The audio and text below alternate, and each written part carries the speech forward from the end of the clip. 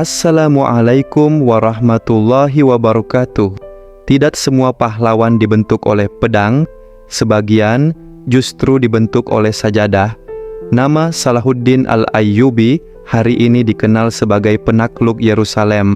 Namun, jauh sebelum ia dikenal dunia, ia lebih dahulu dikenal oleh langit.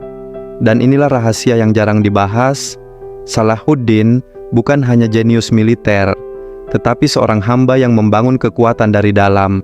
Ia hidup di masa ketika dunia Islam tercerai-berai. Para penguasa saling berebut wilayah, ulama terpecah, umat kehilangan arah. Dalam kondisi seperti ini, Salahuddin tumbuh. Sejak muda, ia dibiasakan dengan 3 hal utama: disiplin ibadah, pengendalian diri, kesadaran bahwa kekuasaan adalah amanah, bukan hak. Ia dikenal tidak pernah meninggalkan salat berjamaah, bahkan di medan perang. Banyak riwayat menyebut, ketika pasukan beristirahat, Salahuddin justru bangun di malam hari, menangis dalam doa. Ia berkata, "Bagaimana mungkin aku berharap kemenangan jika aku lalai terhadap Tuhanku?" Disinilah perbedaan besar dimulai. Banyak pemimpin mengandalkan strategi.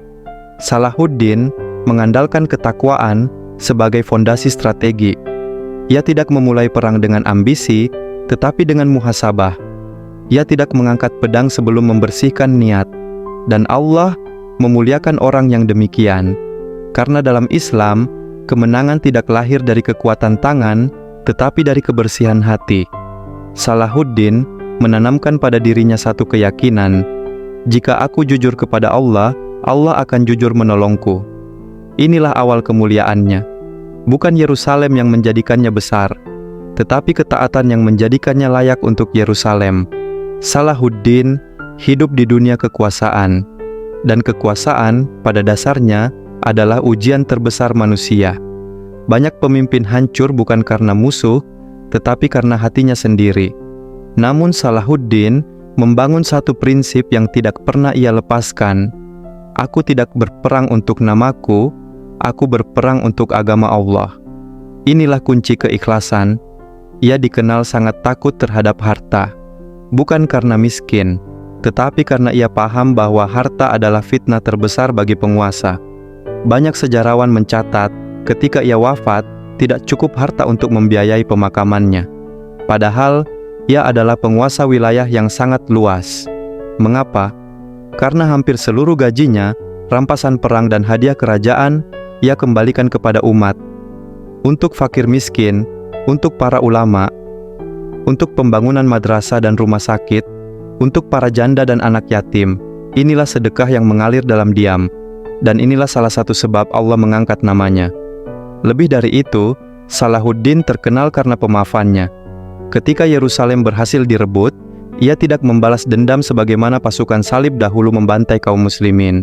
Ia justru memberi jaminan keselamatan, tebusan yang ringan, bahkan membebaskan banyak tawanan tanpa tebusan. Ia berkata, "Jika aku menumpahkan darah, apa bedanya aku dengan mereka?" Inilah akhlak kenabian yang hidup dalam seorang panglima, dan akhlak inilah yang membuat musuh pun menghormatinya. Raja Richard Lionheart, lawannya, pernah berkata, "Salahuddin adalah pria paling terhormat yang pernah aku kenal." Perhatikan, Allah memuliakan bukan hanya ibadahnya, tetapi juga sikap hatinya kepada manusia. Karena Islam tidak memisahkan antara ibadah dan akhlak. Di titik ini, kita mulai melihat satu pola. Salahuddin tidak mencari kemuliaan, kemuliaanlah yang mengejarnya. Dan inilah rahasia besar kepemimpinan yang diberkahi. Salahuddin dikenal sangat menjaga doa malamnya. Para ulama yang hidup bersamanya menulis, tidaklah kami melihat ia meninggalkan qiyamul lail, bahkan dalam keadaan paling lelah setelah perang. Di saat para prajurit tertidur, Salahuddin berdiri, menangis, dan memohon, "Ya Allah, jika kemenangan ini Engkau beri, jangan Engkau jadikan karena aku, tetapi karena agamamu." Inilah tauhid yang hidup. Ia tidak pernah merasa dirinya penyelamat umat. Ia hanya merasa dirinya alat di tangan Allah. Dan justru karena itulah Allah menggunakannya. Selain doa, ada satu sifat yang sangat kuat dalam dirinya, sabar. Ia tidak tergesa-gesa menaklukkan Yerusalem. Ia menunggu bertahun-tahun, menyatukan umat yang terpecah, membersihkan korupsi di dalam pemerintahan, mendidik tentara dengan akhlak sebelum strategi, memperbaiki keimanan masyarakat. Ia memahami satu hal penting, musuh terkuat bukan pasukan salib, tetapi perpecahan umat Islam sendiri. Karena itu, ia lebih banyak berdamai dengan sesama muslim daripada berperang dengan non-muslim. Ini adalah kesabaran strategis, dan kesabaran ini menyakitkan. Ia difitnah, ia dihina, ia dicurigai, ia dituduh ambisius. Namun ia memilih diam dan bekerja, karena ia yakin Allah melihat meski manusia tidak. Dalam kehidupan pribadinya pun, Salahuddin hidup sangat sederhana. Pakaiannya biasa, makanannya sederhana, rumahnya tidak mewah. Ia tidak membangun istana megah, tetapi membangun umat. Dan inilah pengorbanan yang tidak terlihat kamera sejarah. Banyak pemimpin membangun simbol kekuasaan, Salahuddin membangun peradaban. Ketika perang besar akhirnya tiba, ia tidak mengandalkan jumlah pasukan. Ia mengandalkan pertolongan Allah. Sebelum pertempuran Hattin, ia mengumpulkan ulama dan pasukan, memerintahkan puasa, taubat dan istighfar. Ia berkata, "Kita tidak akan menang dengan dosa." Dan sejarah mencatat, disitulah kekuatan salib dihancurkan. Inilah sunnatullah. Ketika hati bersih, pertolongan turun. Setelah Yerusalem kembali ke tangan Islam, nama Salahuddin menggema di seluruh dunia.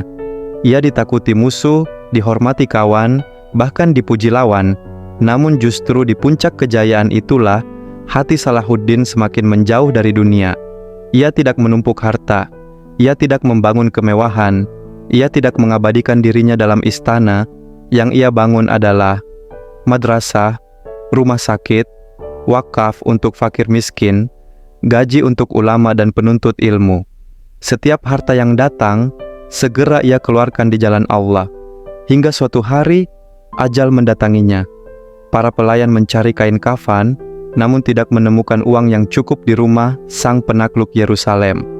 Akhirnya, biaya pemakamannya dikumpulkan dari sedekah orang-orang terdekat, dan ketika harta pribadinya dihitung, yang tersisa hanyalah beberapa keping dinar dan dirham.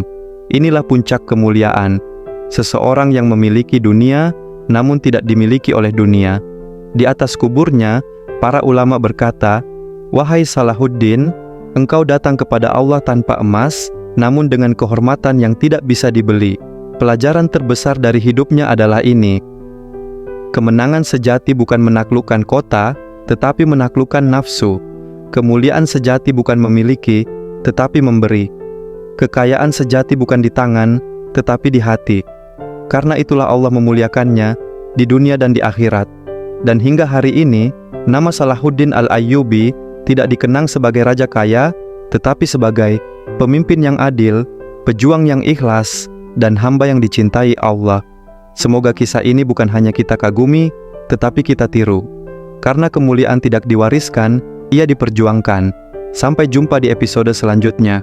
Bantu channel ini dengan like, komen, share, dan subscribe. Wassalamualaikum warahmatullahi wabarakatuh.